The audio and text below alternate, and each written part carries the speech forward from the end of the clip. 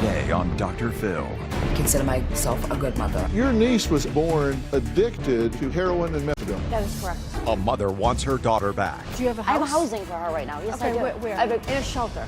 claiming she's a fit parent. DCF, they were concerned that there were drugs in the home and that the daughter had missed 70 days of school. Is that being a great mom? I'm a drug addict in recovery, and I think I deserve a lot more credit. It's not about you, it's about the child.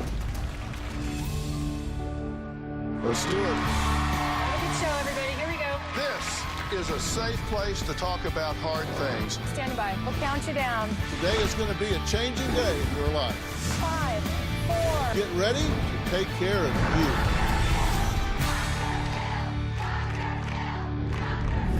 you. You all know how I feel about children being pulled into adult matters.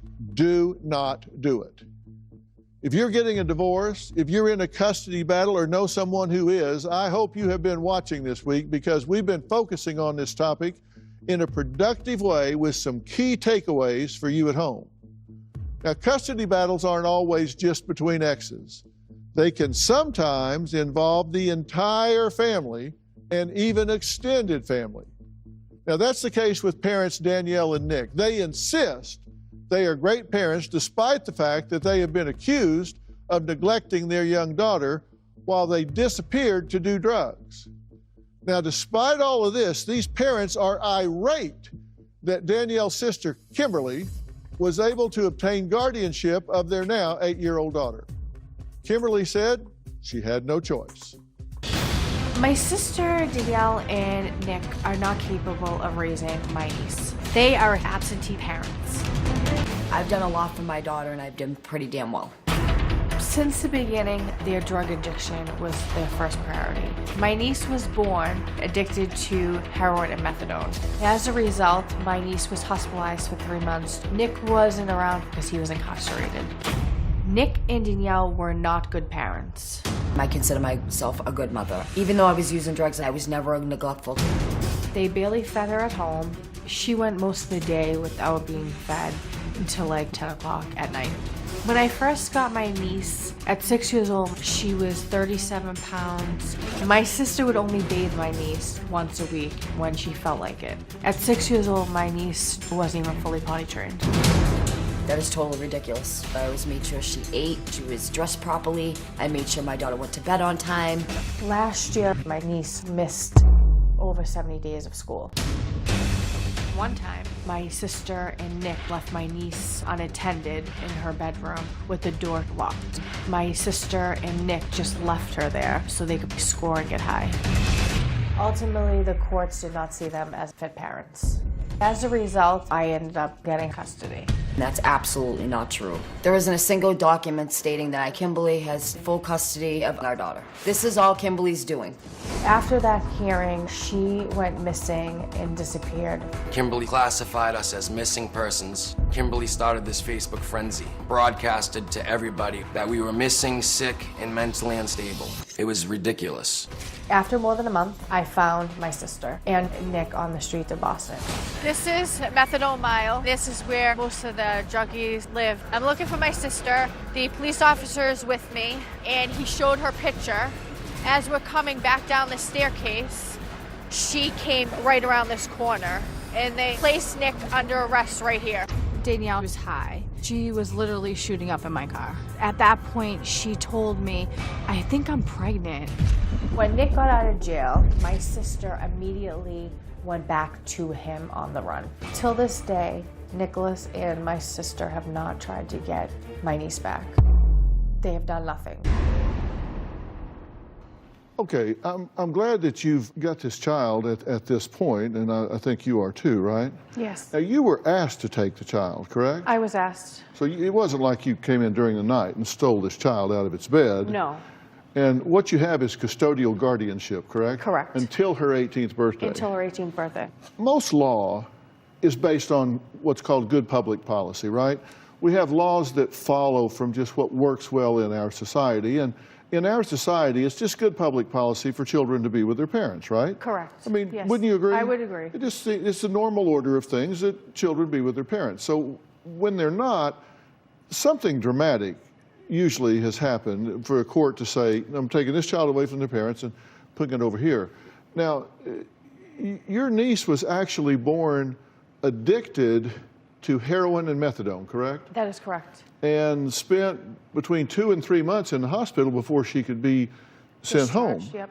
Because she was in withdrawal. Correct. She got discharged 2 weeks before Christmas of Okay, 2010. and that's very difficult for an infant. I mean, Yes. they're very fragile at that point, so that's a tough thing. But her parents were allowed to take her at that point until 6 years old. Correct.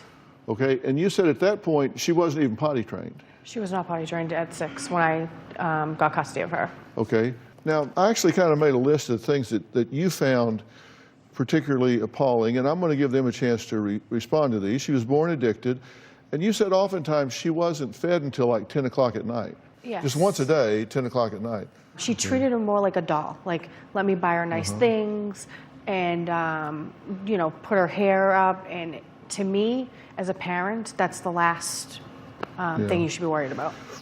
How about school? So I was aware about the school. She missed 70 she days. Missed 70 days. This was in first- March, up yes. through March of that year, so From it wasn't kindergarten. even a full year. Correct.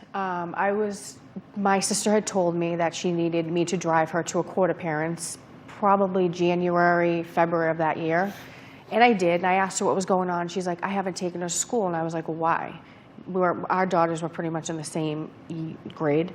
And I said, I haven't missed a day of school, and I know you're tired, we're all tired, but you need to get her to school. And she's like, well, I don't agree with the school. So she always had an excuse, but I didn't realize that she was doing drugs at that time. There were doctors called a lot. Yes. She What? missed a lot of appointments. She never followed through. Well, They the started records say the investigating. doctors called 198 times. Yes. For what? For just like her, for her, when she first got diagnosed with autism, they got that first initial diagnosis, but there's steps that you need to take. She stopped doing it because she got that diagnosis more for money, because you can provide disability for your child. So she never followed through. To me, it was alarming, but I never had the courage to talk to my sister about it because I had my own family. So I never really stepped in until that April. Okay, so your point is this wasn't a close call that this child was being neglected. No, correct. It was a dire need. I needed to step in. And you're concerned about your sister's safety as well because Correct. you think she's in an abusive relationship. I think Nicholas is very manipulative. He's every mom's nightmare. Because if my daughter brought someone like that home, I would be in fear. Because he's controlling, he's toxic. He comes off like he's a great kid, but he'll fool you. And he's just a charmer. He likes to say, look nice and talk nice, but he's not a nice person. He dictates what my sister's doing. He doesn't let her be herself. But they're both addicts. They're both addicts. Okay, but he's the one that wrote in and says they have really been working on their sobriety and they were okay with you taking care of the child while they achieved their sobriety, which they now have done. Correct. But they also haven't done what the courts have said. They don't have a home. They're in a shelter. They don't work. They don't have jobs. How are they going to support their daughter? Well, let's ask them that. Because they're here. Danielle and Nick are here. They claim it's been nearly 2 years since Kimberly has allowed them to visit their daughter, and today they are ready to fight to bring her home. Do they have a home to bring her to? Well, we're going to add them to the conversation after the break.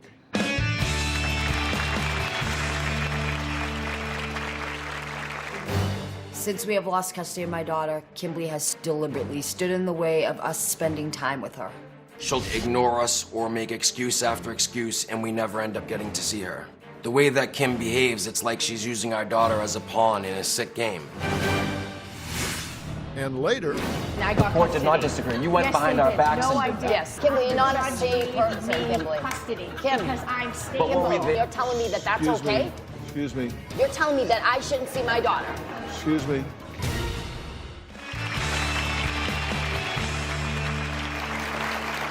With serious accusations of neglect and a battle over who should be caring for an innocent 8-year-old girl. Now, Danielle and Nick insist their daughter has basically been kidnapped by Danielle's older sister, Kimberly. Take a look. My sister has stolen my child. Because of Kimberly, I have not been able to physically see or hold my daughter in over a year and a half. We had a verbal agreement with Kim for her to take our daughter while we worked to get clean and maintain our sobriety. Once we got clean, my sister was supposed to give me my daughter back, and that did not happen. Since we have lost custody of my daughter, Kimberly has deliberately stood in the way of us spending time with her. Every time Nick and I make plans to see my daughter, she completely crushes it. She'll ignore us or make excuse after excuse, and we never end up getting to see her. Because of Kimberly, I can't call my daughter whenever I want to. Kimberly only allows us to talk to our daughter once a week on Tuesdays, and it's fully supervised. When it comes to my daughter's day-to-day life, she completely blocks me out of everything she's involved in. I don't know any of my daughter's teachers. I don't know the school she's attending, what activities she's in. I'm completely out of the loop. Nick and Yale say, we miss her, we love her. If you miss your daughter, you would go to court and do the proper thing. Where the hell have you been the last year and a half? Hi.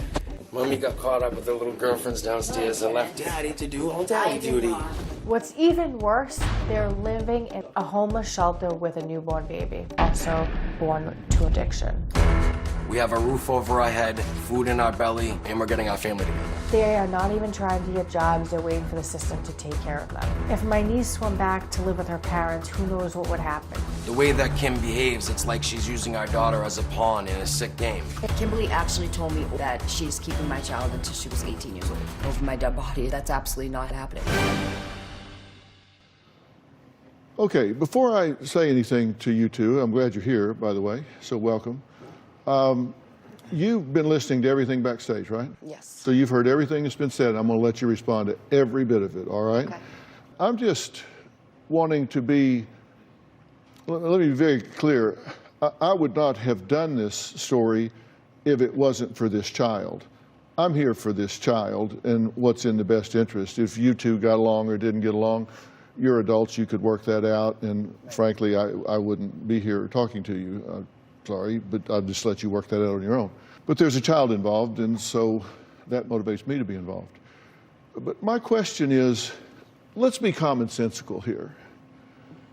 Do you two really think that you're stable enough, established enough, to take this child back Absolutely. at this point? Absolutely. How about you? Absolutely. Okay, absolutely. Absolutely. So let's think about that word absolutely. That means there's no question, there's no doubt in your mind. No doubt in my mind. Okay. In your tape piece, you said, I consider myself to be a great mother, that I made sure that my daughter had a great life. Yes. She was born addicted to drugs. To methadone. Is that being a great mom? No, but it's safe by the hospital to have her on the methadone. Nick, you said that Kimberly got custody because you were never given a fair chance. Exactly, yep. How is that? Well, basically in the beginning, when we did have the relapse, we had called her on our own and asked her, you know, we need to get on our feet. Obviously, we're not in a good position in our lives, and we can own up to it. We're drug addicts right now. When did you call me? Correct. When did you call me? Because you never called me. I We called got in a the phone beginning, call. and No, you DCF didn't. was well aware of it. When? Because I got notified when I was in New York on vacation this with my was in-laws. December. December of 2017, after I had 16. custody. No, you're such a liar, Nick. No, I I'm never not talked lying. to you. Absolutely I will not give lying. Dr. Phil show and all So these there was people never a verbal my agreement? phone records. There was Well, never we a do verbal have agreement. records of the court. Let's take a look at the court's decision, and this is guardianship. And the terms are pretty much interchangeable, but they use the term guardianship. So this was dated August 21st, 2017. Parent 1, Danielle, after proper notice, did not object to said petition. Parent 2, Nick, after proper notice, did not object to said petition. There was no proper notice. I went to only one court date in July of 31st and was never notified of the second court date because she never notified me. They couldn't find me. The court date was actually in I May. was in a program. Pardon me? I was in a program. The court date was in May 2017. And how come I wasn't notified? And you were on the run. I didn't find you until June. You knew you had a proceeding in the court. It's your burden to find out when the court dates are. Right. Correct. And you have an address that you are to provide to the court. It's not the court's job to go out and find you. I was in a program. Well, then, so you were in a program, so Right. you were somewhere that was locatable. Did you notify the court of where you were? Did you give them your address? Not at that time, no. Then how the hell are they supposed to notify you? Well, she knew where I was, my It's sister. not her job to notify you. So how are you a victim in this? I probably should have been more, and I will take responsibility that I probably should have called more the courts and figured it out, but I didn't. So why are you blaming her? I'm blaming her for a lot of different reasons. Maybe not for the court, but I have I'm a little just, input when I get yeah, a chance. You can have So I think input. we're going a little off subject as Right. far as the court date, because Well, what I was besides saying what's on subject, I'm trying to figure out Right. what's going on with this child, Right. and I'm trying to figure out the quickest way for her father to be Right. back in her life. So what I was saying though is the verbal agreement part, because the court tape was way after. So when we made that agreement originally, we had asked her, nobody found us unfit, no one said there was a court date, the courts were not You got involved. a letter DCF, stating can I that just, they can I got- speak Let please? him finish. Because I haven't had a chance to speak Yeah, at let all. him finish. So if I could please This is speak. the problem. He never gets So to finish. DCF was involved, and they never found us unfit. There was no courts involved whatsoever besides her not going to school. On March 2nd of 2017, DCF supported the allegation of neglect. Because on March 16th of 2017, DCF concerns about, quote, presence of drugs in the home. On March 16th, 2017, DCF urged the need for the daughter to go to school. Right. So they were concerned that there were drugs in the home and that the daughter had missed 70 days of school. Right. Kimberly believes that her little sister is capable of being an attentive mother, but not while she is with Nick, who she calls controlling and abusive. We'll give Nick an opportunity to respond to that after the break.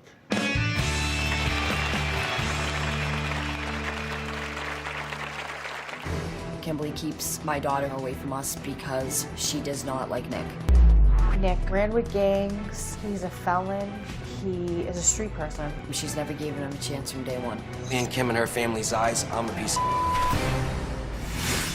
And later, they think because you want a child that you can't have, that That this isn't is true. your surrogate. Because of all the choices that Danielle's made, I can't continue my life. Nick is on probation for assault. I'm on probation for a fight that was between Danielle and her mother, not me. There was a huge argument between Danielle and her mother about us using. And Danielle's mother ripped our room apart searching for drugs or paraphernalia. The argument got really intense between Danielle and her mother. They were pushing each other, pulling each other's hair, and I just stepped in the middle of both of them. He went into a rage because my mother asked him to get out of her house. Then Nick attempted to strangle my mother. I saw my mother's neck. She had red marks on her neck. The next day, her mother went to the police station and filed charges against me. That's complete. Because of a fight I didn't start, I spent a month and a half in jail. Well, besides being accused of neglecting his daughter, Nick has also been accused of trying to strangle and attack Danielle's mother. Now, Kimberly says her goal is to get Danielle away from Nick because she fears he's not only a bad father, but is also controlling and abusive. Take a look. Danielle doesn't realize that Nick is ruining her life. There's no reason why Kimberly shouldn't like him. She's never given him a chance from day one. Me and Kim and her family's eyes, I'm a piece of... Nick ran with gangs. He's a felon. He is a street person. Kim and her family's assumptions are completely based off the past. Kim tried to break us up numerous times. Kimberly keeps my daughter away from us because she does not like Nick. Nick is very verbally abusive with my sister and potentially abusive physically. Nick calls Danielle awful names, a bitch, a slut, a whore. He degrades her. Just because we argue doesn't mean we beat the out of each other. In almost 11 years of us being together, I've never called the police on Nick once. One time, a family member witnessed Nicholas hitting Danielle. On another occasion, my niece was hospitalized for an asthma attack. One of the hospital nurses witnessed Nick and my sister going at it, and they notified the authorities. Kimberly accuses Nick of being very controlling, and that's absolutely not true. Nick is obsessed with Danielle and controls every move my sister makes. Nick even tracks her cell phone.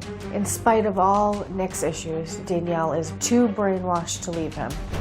My ultimate goal is for her to separate from Nick completely.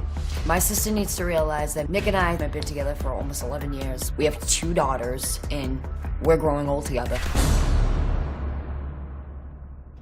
Okay, you say you never attacked. So as far as the strangling, nowhere in the police report does it say that. That's false, completely. So what did happen? What happened was, and like I said, I don't want to speak too much into it because legally I am on probation for it. But you've been doing And great. I did plead out guilty to it from my part in it, and half of that was because I was withdrawal and I was a drug addict. So I was in a rush to get out because I'm sick and I don't want to sit in jail sick. And what I did in my part was I did separate them, and I may have done it aggressively because I was concerned that my daughter was sleeping in the house, and with them fighting, and there's an open DCF case, I didn't want it to go on any longer. So yes, I aggressively put my hands on her and separated both of them. And because she didn't want me in the house, she used it to her advantage to, and there is a video clip of it. So you separated who? Danielle and her mother. You say there's a videotape of it, but you couldn't find it? Oh no, I have it. Oh, yes. Well, we asked you for it, and you said you couldn't find it. Well, I advised them that I don't want to send all of it in because it could be incriminating to other parties, and I don't want to put that in. But I have no problem with it, sending some of it.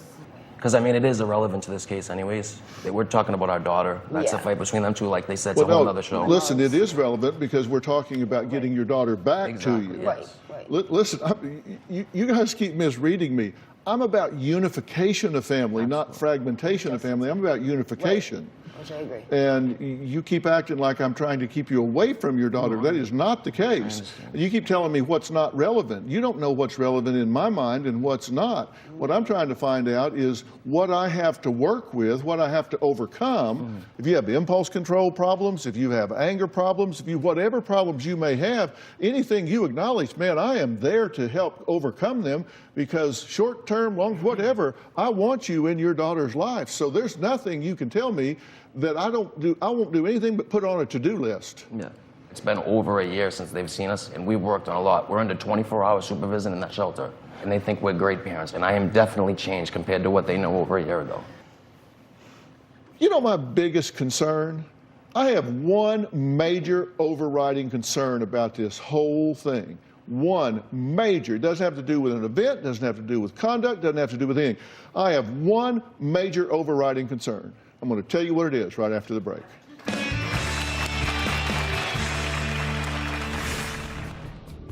This is an online ad. This would be a threesome scenario. We would like a safe, cool, sane, down-to-earth guy. Those are my pictures, obviously. I don't know how those got up. Closed captioning provided by...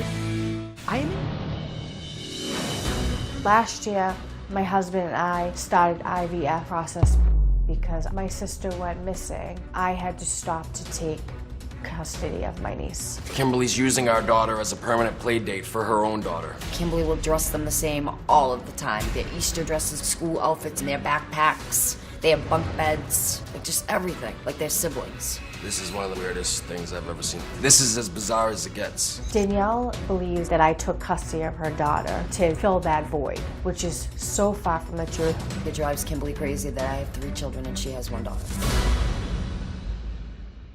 Well, it's been 17 months since parents Danielle and Nick lost guardianship of their now 8-year-old daughter to Kimberly. Now, Danielle believes Kimberly's inability to have a second child could be the reason she refuses to give back their little girl. They think because you want a child that you can't have, that this is your surrogate. I had to stop IVF because the fact that I got told to come into court and get custody. That is the reason why I haven't had a second child. Because of all the choices that Danielle has made, I can't continue my life. You know, I said there was one thing that's just really overriding here. This speaks to it. Danielle's 20-year-old son says he witnessed Nick hit Danielle. Let's hear what he had to say. I'm very worried about my mom. I've seen fight myself, hurt fights. I've seen him grab her inside of her room, shut the door, and then start like trying to shake her. I've seen him throw stuff at her. He actually shoved her and then she like hit her head off the fridge. There were situations where he pulled out a knife and cut his own wrist to try and like scare my mom into like staying with him. There was situations where, I had to put my hands back on him. There was a lot of aggression, a lot of assault going on there. If it's like a serious argument, they're most likely going to be fighting all night long. There's most likely going to be physical contact. I'm definitely worried about her safety. I feel like she picked her boyfriend over me and my sister. It's like nothing happened, and she feels like she did nothing wrong. Okay, what do you think about what your son's saying there? All through everything he's heard. See, the thing is that people don't know is I've lived with my mom for years, with my son. My mom's a very controlling person. Everything he's saying is my mother, totally. Every single sentence that came out of his mouth is something that my mother has drilled into him. I understand he's 20. My son has seen a lot, of course. I'm not a perfect person. Well, are you saying he didn't see what he said he saw? Some of those things, I'm not saying it's all been roses and candy between me and him, because it hasn't. He's never been suicidal in his life. He's never had any suicidal tendencies. Well, he's not saying he was suicidal. In fact, he said it was manipulative. It was an attempt to control you. No, that's absolutely false. The slightly worse thing is absolutely false. Okay, then here's one other thing that goes to my main concern. Completely false. This is an online ad allegedly posted by Nick. Couple needs host / place to crash. We are traveling and need a host and somewhere to crash for some adult late night, early morning fun. This would be a threesome scenario. We would like a safe, cool, sane, down-to-earth guy who's cool and okay with us staying the night. And then there were pictures that we've had to edit. Yeah, we knew about this. That she already showed me the stuff before, my sister. Okay, so who posted this? We have lost our phones. Those are my pictures, obviously, pictures that I have. I don't know how those got up. I have no idea. We don't do things like this at all, so I have no idea where that has come from. You didn't place that ad? No, absolutely not. Absolutely not. But that's your picture? Yeah, that is my picture, yes. I mean, if you leave your phone somewhere and there's pictures on there, anybody can do whatever they want to do. Yes. And this is when you were on the run? Yes. Was this on the run? May of 17? May of 17 is the... If we weren't at your house, so obviously it wouldn't have been then, because that's your bedroom. So. Yeah, Okay, right. so you were on the run at this time? Yes, correct. Okay. And that's my bedroom, and I was not there, so that's what I'm trying to tell you. Those are old pictures. Yeah. Right. I was in a totally different city at that time. That's my, old pictures. Yeah, I'm not saying they were current No, that's pictures, an but old they were picture. pictures that Correct. were put up Correct. while you were on the run. Correct. There's a lot of things so put up who- about me. who That's what I'm knew- trying to say. Who knew you were on the run and someone stole your phone? Yeah. Well, I don't know if they left it at stole the or house. left it. Yeah, I You left what? it at a We left- house. we forgot it at someone's house. We never got it back. Yeah. Like, not good people, so. This is what you're not getting. What I'm are a we- drug addict I wanna see in it. recovery. And I think I deserve a lot more credit than what I'm getting. But it's not about you, it's about the child. Closed captioning provided by... I asked the two of you, do you feel like you are ready, willing, able, and prepared to be quality parents Absolutely. for this child? Absolutely. And your response was absolutely. Yes.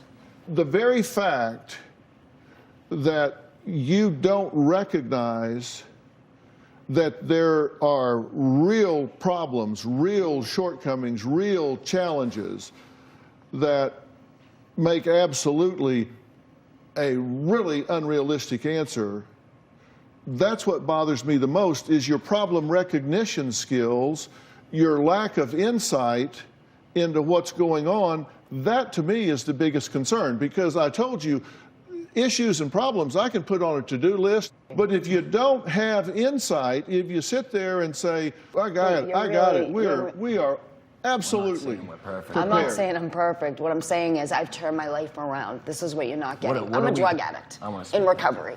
And I think I deserve a lot more credit than what I'm getting. I came off 13 years of sobriety. But it's not about you, it's about the child. I understand. This is why we're here. Absolutely. This isn't about her. This isn't about me. This is about my daughter. My daughter. Okay. This isn't about what's best for her or what's best for me. And how many times have you been to rehab? In my whole life? Probably about 10 times. Like 10 times. How many times have you been to rehab? Past, though. Numerous. But I've been I think you said 15. 10 times, 15 times. But do you understand that I have 13 years sober? Did you? Where's the 13 years sober that? Has she said that? 13 years? Methadone is not being sober. Methadone is not being sober. Absolutely. It's not being sober. It saved my life. I wouldn't be alive without it. It saved my life, and I am in counseling. Filling another drug. That's fine. It's a legal fine. prescription. Listen, it's a legal. In other people's eyes, it may not be, but that's Can I speak? It's a legal prescription, is right. I've been clean for 13 years. I'm in counseling. I go counseling twice a week.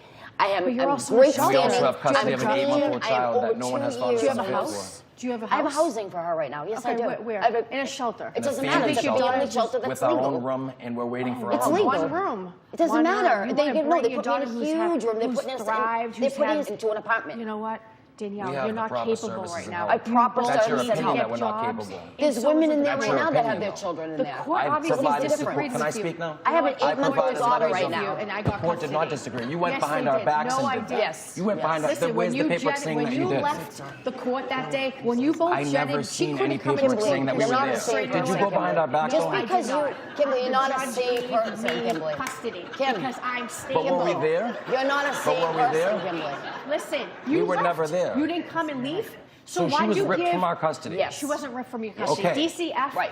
called Was she you ripped from neglected. our custody Yes. at all? Yes. How was she Where? ripped Where's from the the paperwork DCF? saying that she was ripped from us? No, there's no You rip- have it. I You can gave provide her that, to and I will you, bow down and say, Kimberly. you know what, you're I right. gave her to you. Excuse me. I'm clean and sober. I have I'm happy for counseling. you. I've Excuse almost me. 2 years sober, Excuse and I me. haven't seen my daughter you're happy physically for yourself. in almost You're a year and a half, and you're telling me that that's Excuse okay? me. Excuse me. You're telling me that I shouldn't see my daughter.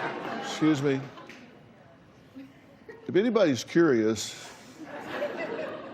as to why I allowed this to go on, it's because I really believe that the way people conduct themselves here is a mirror to the way they conduct themselves out there. Correct. Which again makes me really question that word absolutely.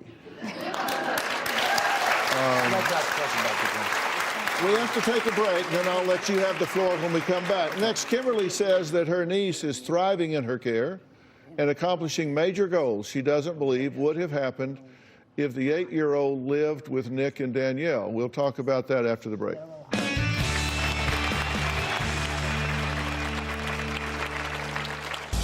My sister underestimated her daughter. Doctors have come up to me praising the work I've done with her. Don't get me wrong, I am glad that my daughter is thriving with Kimberly and her daughter, but don't try to compare you to me because there's no comparison. I'm her mother.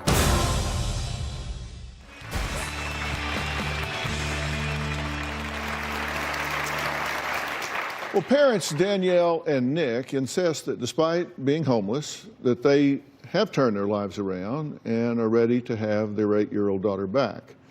Now, Danielle's sister, Kimberly, is adamant her niece should stay with her until she turns 18 because she is thriving under her care. Take a look. Since my niece has been in my custody, her life has changed immensely. She has improved in every single way. Kimberly is trying to compete with me, especially in court, trying to say that she's doing better with her than in my custody. Kimberly rubs it in Danielle's face. When I first got my niece, she was malnourished. She was 37 pounds and she weighs 52 pounds now. She had autistic signs. She would rock, be repetitive. Immediately, I took her to get evaluated for autism. Now, she shows no signs. She's very social. She's on Girl Scouts. She has learned how to play hockey. This summer, she learned how to dance. She's a cheerleader. She swims. She's done so much as any other little girl would do at her age. Kimberly's putting her in all these activities, cheerleading, dance, tap, ballet, baseball, hockey, like brownies. They don't need to do all those things. And I think it's completely overwhelming her. My sister underestimated her daughter and pigeonholed her with her diagnosis of autism. Danielle barely let her play with other kids. During pool time, she would keep her on a mat off the side and never let her explore and be a child just because she's autistic. Doctors have come up to me praising the work I've done with her. They are very impressed with her progress. Don't get me wrong, I am glad that my daughter is thriving with Kimberly and her daughter, but don't try to compare you to me because there's no comparison. I'm her mother. If my niece went back to live with her parents, I think all the progress that she's made could be undermined. That notion is insane. She would be just fine with her loving parents and her newborn sister. What have y'all heard me say since you got here? Anything stick out?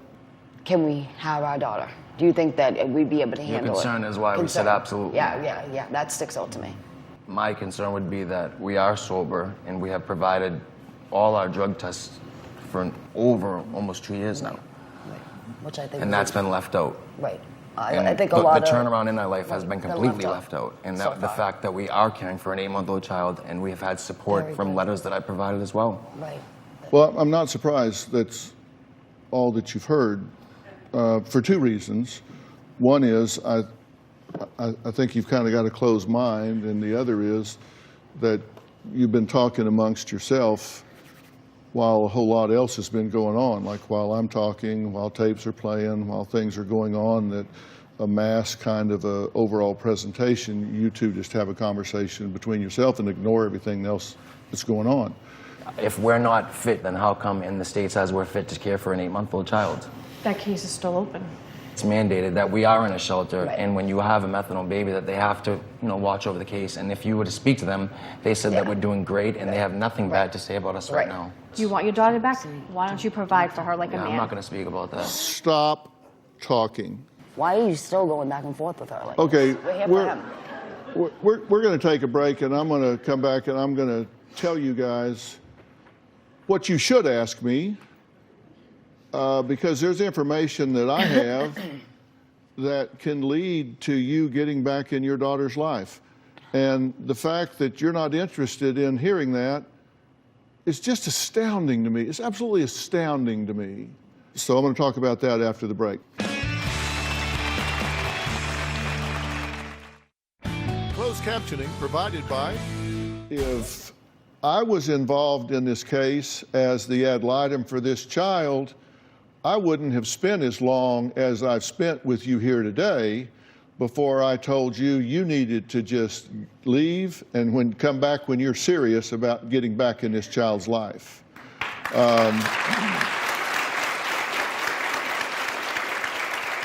Because when you tell me absolutely I'm ready, then that tells me that you're not being realistic. And there are basically 10 things that I always looked at when I was determining whether someone was fit. And number one was whether they could provide a safe, stable, and secure environment for the child.